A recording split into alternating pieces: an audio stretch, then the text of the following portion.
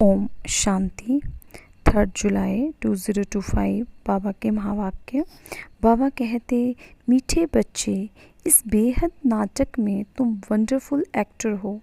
ये अनादि नाटक है, इसमें कुछ भी बदली नहीं हो सकता।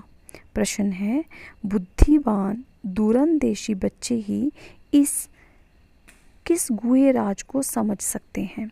उत्तर, मूल बतन से लेकर सारे ड्रामा के आदि मध्य अंत का जो भी गुहे राज है वो दूरंदेशी बच्चे ही समझ सकते हैं। बीज और झाड़ का सारा ज्ञान उनकी बुद्धि में रहता है।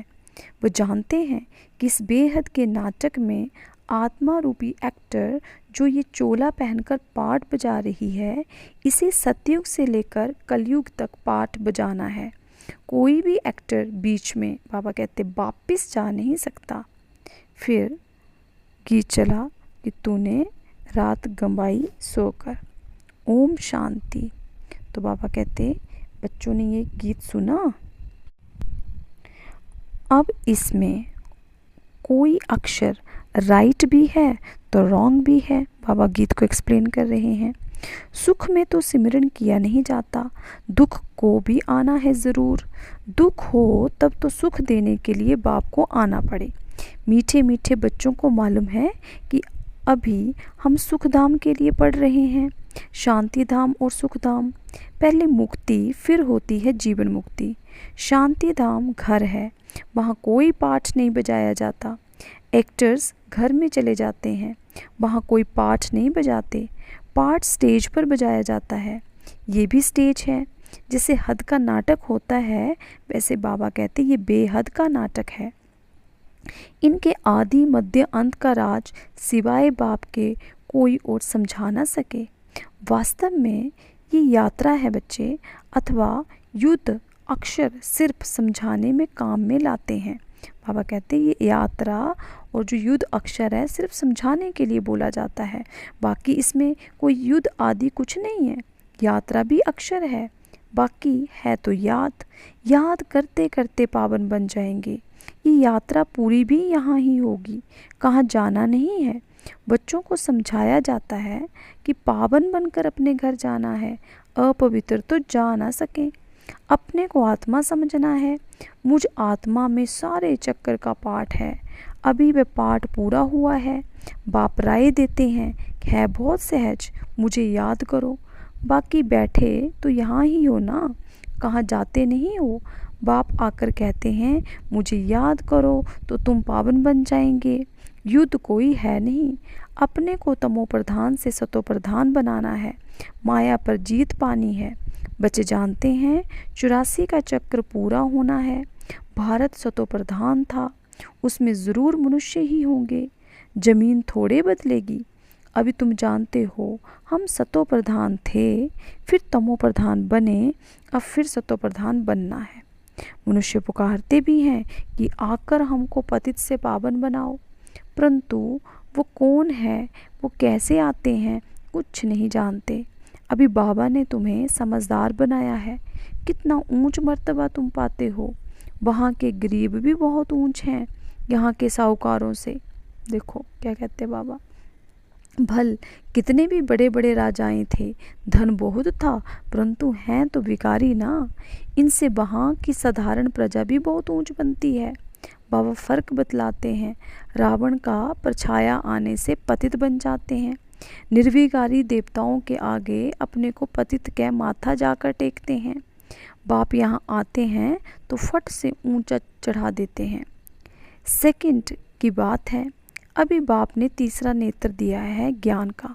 तुम बच्चे दूरंदेशी बन जाते हो। ऊपर मूल वतन से लेकर सारे ड्रामा का चक्र तुम्हारी बुद्धि में याद है। जैसे हद का ड्रामा देखकर फिर आए सुनाते हैं ना कि क्या क्या देखा। बुद्धि में भरा हुआ है जो वर्णन करते हैं, आत्मा में भरकर आते हैं, फिर आकर डिलीवरी करते हैं। ये फिर है बेहद की बातें। तुम बच्चों की बुद्धि में इस बेहद ड्रामा के आदि मध्य अंत का राज रहना चाहिए, जो रिपीट होता रहता है। उस हद के नाटक में तो एक्टर निकल जाता है तो फिर बदले में दूसरा आ सकता है। कोई बीमार हुआ तो उनके बदले फिर दूसरा ऐड कर देंगे। ये तो चैतन्य ड्रामा है, इसमें जरा भी अदली बदली नहीं हो सकती। तुम बच्चे जानते हो कि हम आत्मा हैं, ये शरीर रूपी चोला है जो पहनकर हम बहुरूपी पार्ट बजाते हैं।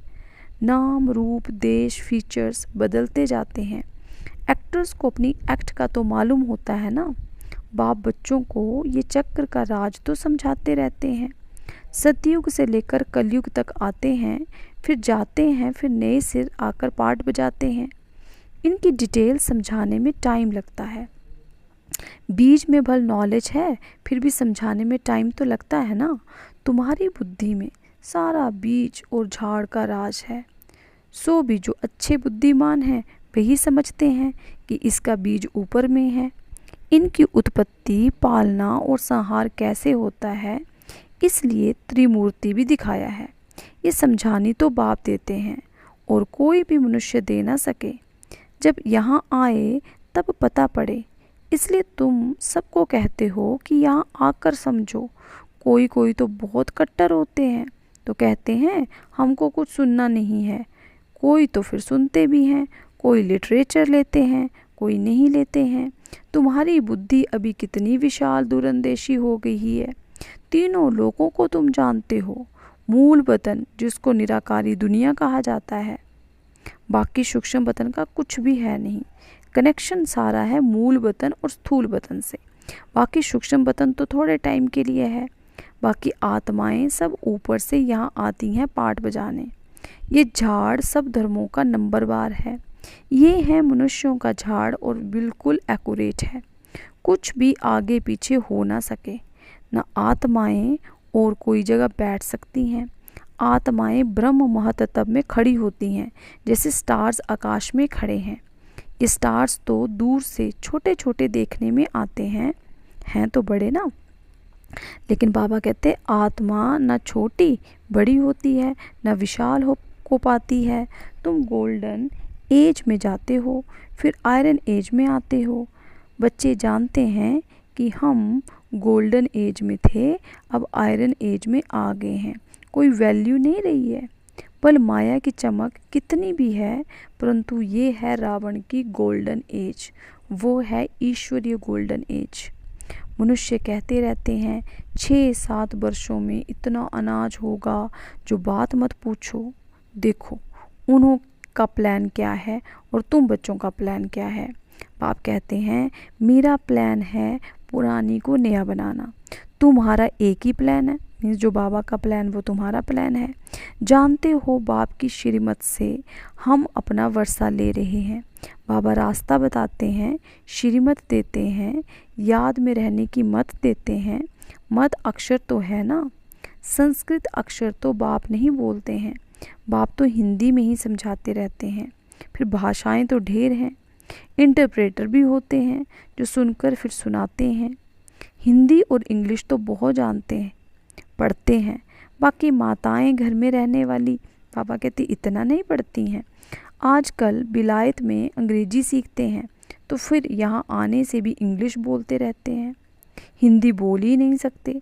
घर में आते हैं तो वहाँ से फिर इंग्लिश में बात करने लग पड़ते हैं। वो बेचारी मूंझ पड़ती है कि हम क्या जाने इंग्लिश।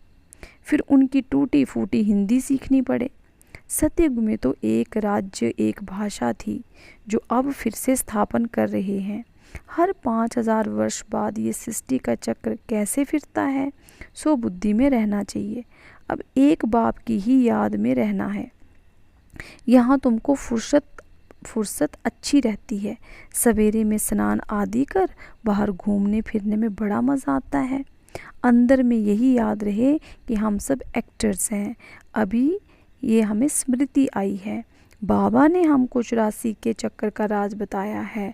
हम सतो प्रधान थे। ये बड़ी खुशी की बात है।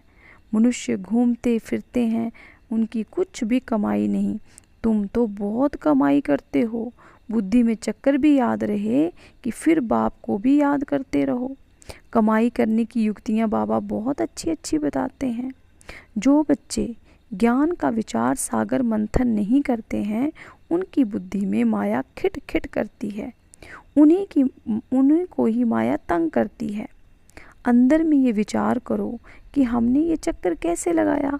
सतयुग में इतने जन्म लिए, फिर नीचे उतरते आए, अब फिर सतो प्रधान बनना है।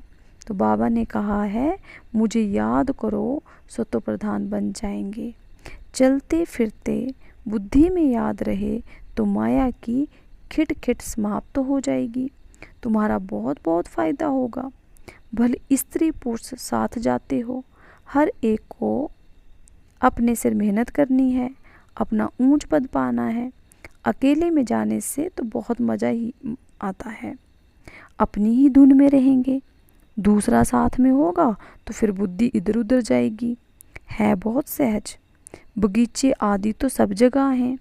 इंजीनियर होगा तो उनका यही चिंतन चलता रहेगा कि यहाँ पुल बनानी है, ये करना है। बुद्धि में प्लान आ जाता है। तुम भी घर में बैठे हो फिर भी बुद्धि उस तरफ लगी रहे। ये आदत रखो तो तुम्हारे अंदर यही चिंतन चलता रहे। पढ़ना भी है, धंधा आदि भी करना है। बूढ़े जवान बच्चों आदि सबको पावन बनना है। आत्मा को हक है बाप से वर्षा लेने का। बच्चों को भी छोटेपन में ये बीज पड़ जाए तो बहुत अच्छा। आध्यात्मिक विद्या और कोई सिखा ना सके। तुम्हारी ये जो आध्यात्मिक विद्या है कि तुमको बाप ही आकर पढ़ाते हैं। उन स्कूलों में मिलती है जिस्मानी विद्या, और वो है शास्त्रों की विद्या, और ये है रूहानी विद्या जो तुमको कौन सिखलाता है? भगवान सिखलाते हैं। इनका किसको भी पता नहीं। इनको कहा जाता है स्पिरिचुअल नॉलेज, जो रूह आकर पढ़ाते हैं। उनको और कोई नाम नहीं रखा जा सकता। ये तो स्वयं बाप आकर पढ़ाते हैं। भगवानुवाच है ना, भगवान एक ही बार इस समय आकर समझाते हैं। इसको रूहानी नॉलेज कहा जाता है। वे शास्त्रों की विद्या अलग है। तुमको पता है कि नॉलेज एक है जिस्मानी कॉलेज आदि की, दूसरी है आध्यात्मिक शास्त्रों की विद्या, और तीसरी है ये रूहानी नॉलेज। वो भल कितने भी बड़े बड़े डॉक्टर ऑफ फिलॉसफी हैं, परंतु उनके पास भी शास्त्रों की ही बातें हैं। तुम्हारी ये नॉलेज बिल्कुल अलग है। ये स्पिरिचुअल नॉलेज जो स्पिरिचुअल फादर सभी आत्माओं का बाप है, वही पढ़ाते हैं। उनकी महिमा है शांति सुख का सागर। कृष्ण की महिमा बिल्कुल अलग है। गुण अवगुण मनुष्य में होते हैं जो बोलते रहते हैं। बाप की महिमा को भी यथार्थ रीति तुम जानते हो। वह तो सिर्फ तोते मुआफिक गाते हैं, अर्थ कुछ नहीं जानते। तो बच्चों को बाबा राय देते हैं अपनी उन्नति कैसे करो। पुरुषार्थ करते रहेंगे तो फिर पक्का होता जाएगा। फिर ऑफिस में काम करने समय भी स्मृति आएगी, ईश्वर की स्मृति रहेगी। माया की स्मृति तो आधा कल्प चली है। अभी बाप यथार्थ रीति बैठ समझाते हैं। अपने को देखो, हम क्या थे अब क्या बन गए हैं। फिर हमको बाबा ऐसा देवता बनाते हैं। ये भी तुम बच्चे ही नंबरवार पुरुषार्थ अनुसार जानते हो। पहले पहले भारत ही था। भारत में ही बाप भी आते हैं पाठ बजाने। तुम भी आदि सनातन देवी देवता धर्म के हो ना। तुमको पवित्र बनना है, नहीं तो पिछाड़ी में आएंगे। फिर क्या सुख पाएंगे। भक्ति जास्ती नहीं की होगी तो आएंगे ही नहीं। समझ जाएंगे ये इतना उठाने वाले नहीं हैं। समझ तो सकते हैं ना, बहुत मेहनत करते हैं, फिर भी कोई बिरले निकलते हैं। लेकिन थकना नहीं है। बाबा कहते मेहनत तो करनी है। मेहनत बिगर कुछ मिलता थोड़े है। प्रजा तो बनती रहती है। बाबा बच्चों को उन्नति के लिए युक्ति बताते हैं। बच्चे अपनी उन्नति करनी है तो सवेरे सवेरे स्नान आदि कर एकांत में जाकर चक्कर लगाओ और बैठ जाओ। तंदुरुस्ती के लिए पैदल करना भी अच्छा है। बाबा भी याद पड़ेगा और ड्रामा का राज भी बुद्धि में रहेगा। तो कितनी कमाई है। ये है सच्ची कमाई। वह कमाई पूरी हुई फिर इस कमाई का चिंतन करो। डिफ़िकल्ट कुछ भी नहीं है। बाबा का देखा हुआ है सारी जीवन कहानी लिखते हैं। आज इतने बजे उठा फिर ये किया, समझते हैं पिछाड़ी वाले पढ़कर सीखेंगे। बड़े बड़े मनुष्यों की बायोग्राफी पढ़ते हैं ना, बच्चों के लिए लिखते हैं, फिर बच्चे भी घर में ऐसे स्वभाव के होते हैं। अभी तुम बच्चों को पुरुषार्थ कर सतोप्रधान बनना है। सतोप्रधान दुनिया का फिर से राज्य लेना है। तुम जानते हो, कल्प कल्प हम राज्य लेते हैं और फिर गंवाते हैं। तुम्हारी बुद्धि में ये सब है ना? ये है नई दुनिया, नए धर्म की नई नॉलेज। इसलिए मीठे मीठे बच्चों को फिर भी समझाते हैं, जल्दी जल्दी पुरुषार्थ करो, शरीर पर भरोसा थोड़े है। आजकल मौत बहुत इजी हो गया है। वहाँ अमरलोक में ऐसी मृत्यु कभी होती नहीं। यहाँ तो बैठे बैठे कैसे मर जाते हैं। इसलिए अपना पुरुषार्थ करते रहो, जमा करते रहो। मीठे मीठे सिक्के लदे बच्चों प्रति माता पिता बाप दादा का याद प्यार और गुड मॉर्निंग। रूहानी बाप की रूहानी बच्चों को नमस्ते। रूहानी बच्चों की रूहानी बाप को याद प्यार, गुड मॉर्निंग, नमस्ते। धारणा के लिए मुख्य सार: बुद्धि को ज्ञान चिंतन में बिजी रखने की आदत डालनी है। जब भी समय मिले एकांत में जाकर विचार सागर मंथन करना है। बाप को याद कर सच्ची कमाई जमा करनी है। दूरांदेशी बनकर इस बेहद के नाटक को यथार्थ रीति समझना है। सभी पाठधारियों के पाठ को साक्षी होकर देखना है। वरदान है: मधुरता के वरदान द्वारा सदा आगे बढ़ने वाली श्रेष्ठ आत्मा भव। मधुरता ऐसी विशेष धारणा है जो कड़वी धरनी को भी मधुर बना देती है। किसी को भी 2 घड़ी मीठी दृष्टि दे दो, मीठे बोल बोल दो, तो किसी भी आत्मा को सदा के लिए भरपूर कर देंगे। 2 घड़ी की मीठी दृष्टि व बोल उस आत्मा की सृष्टि बदल देंगे। आपके 2 मधुर बोल भी सदा के लिए उन्हें बदलने के निमित्त बन जाएंगे। इसलिए मधुरता का वरदान सदा साथ रखना, सदा मीठा रहना और सर्व को मीठा बनाना। स्लोगन: हर परिस्थिति में राजी रहो तो राजयुक्त बन जाएंगे। अव्यक्त इशारे: संकल्पों की शक्ति जमा कर श्रेष्ठ सेवा के निमित्त बनो। जब और सब संकल्प शांत हो जाते हैं, बस एक बाप और आप इस मिलन की अनुभूति का संकल्प रहता है, तब संकल्प शक्ति जमा होती है और योग पावरफुल हो जाता है। इसके लिए समाने व समेटने की शक्ति धारण करो। संकल्पों पर फुल ब्रेक लगे, ढीली नहीं। अगर 1 सेकंड के बजाय ज़्यादा समय लग जाता है तो समाने की शक्ति कमज़ोर है। ओम शांति, ओम शांति, ओम शांति।